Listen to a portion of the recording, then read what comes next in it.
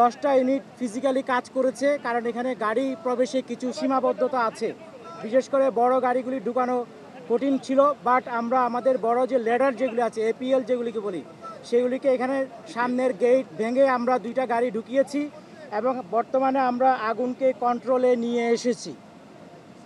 6, 7, 8, 9 এই 4টা তলায় আগুন ধরেছে।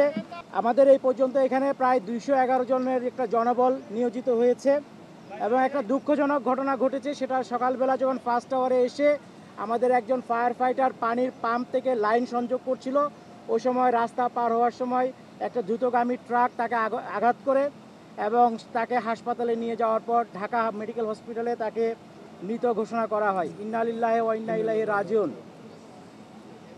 আর এখন পর্যন্ত আমাদের যতটুকু জানতে পেরেছি, এই ভবনে আভ্যন্তরীণ সম্পদ বিভাগ, আর্থিক প্রতিষ্ঠান বিভাগ, ডাক টেলিযোগাযোগ তথ্য প্রযুক্তি, শ্রম ও কর্মসংস্থান, যুব ও ক্রীড়া, স্থানীয় সরকার, পল্লী উন্নয়ন ও সমবায়, সড়ক পরিবহন সেতু বিভাগ রয়েছে। আমাদেরকে জানানোর মতো এই পর্যন্ত আপডেট।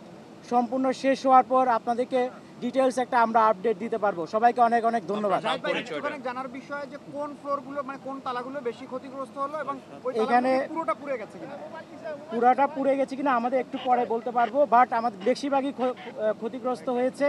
6, 7, 8, 9ও আমাদের এখন কাজ চলছে, ফায়ার ফাইটাররা আগুন নিভানোর কাজ করছে।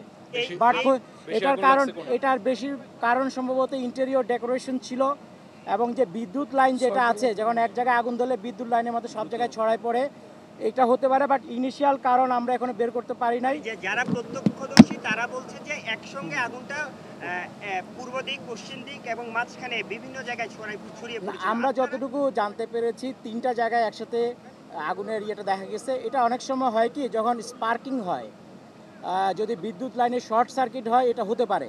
তবে আমরা এটা এখন কনফার্ম বলবো না যতক্ষণ পর্যন্ত না আমরা তদন্ত করে শেষ করছি।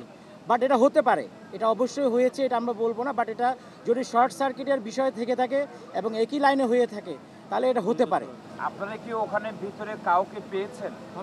না, এখন পর্যন্ত শুধু একটা হতাহতের ঘটনা আপনাকে বলেছি যে সকালবেলা দুঃখজনকভাবে আমাদের একজন ভিতরে এখন পর্যন্ত আমরা পাই। হ্যাঁ, জি জি জি, ওটা আমাদের ফায়ার ফাইটার, ও পা কেটে গেছিল, ওটা সিরিয়াস কিছু না। ট্রাক চালক কি ধরা হয়েছে নাকি? হ্যাঁ, আমরা আশা করছি আর কিছুক্ষণ পরে আপনাদেরকে ডিটেলস বলতে পারবো। বাট আমাদের যেহেতু এটা রাতের বেলা ছিল, আশা করি ওখানে ভিতরে কেউ ছিল না। আমরা সার্চ করার পরে ফাইনালি বলতে পারবো কোনো হতাহত কেউ হয়েছে কিনা।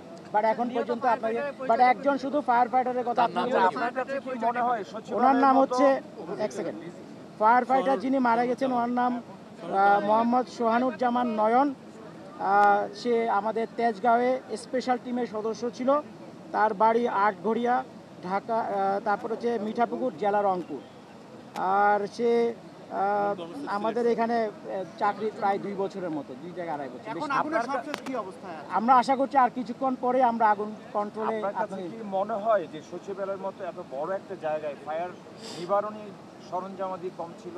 না না, কম ছিল না। আমরা তো সিদ্দিক বাজার থেকে 19টা ইউনিট এখানে সচিবালয়ে নিজস্ব না, সচিবালয়ে তো সবসময় আমরা পরিদর্শন করি, প্রত্যেকটা ফ্লোরে ফায়ার এক্সটিংগুইশার আছে। এবং আপনাদের জাস্ট জানার জন্য, সবসময় এই যে ভবন নাম্বার 7-এর সামনে স্বরাষ্ট্র মন্ত্রণালয়ের পাশে কিন্তু আমাদের একটা ওয়াটার টেন্ডার, পানিবাহী গাড়ি সবসময় থাকে, ফায়ার ফাইটার সহ ব্যবস্থা ছিল। কিন্তু সমস্যা যেটা হয় অনেক সময়, যেহেতু এখানে একটা বিল্ডিংটা রেস্ট্রিক্টেড বাট কনফাইন্ড টাইপ, অনেক সময় আগুন ধরলে সেটা দ্রুত ছড়ায় যায়।